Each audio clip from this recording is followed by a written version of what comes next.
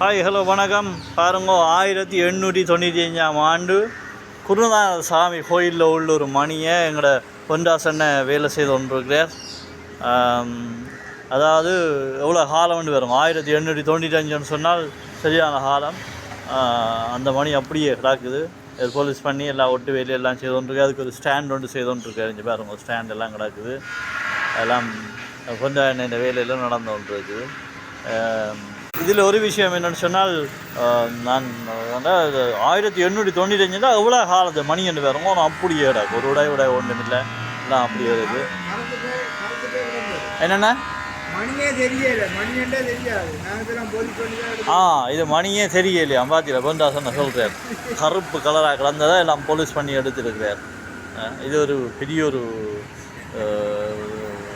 என்னென்னு சொல்கிற புதுமையான விஷயம் ஒன்று பாருங்க. 1895 நினைக்கிற மாதிரி இல்லையா?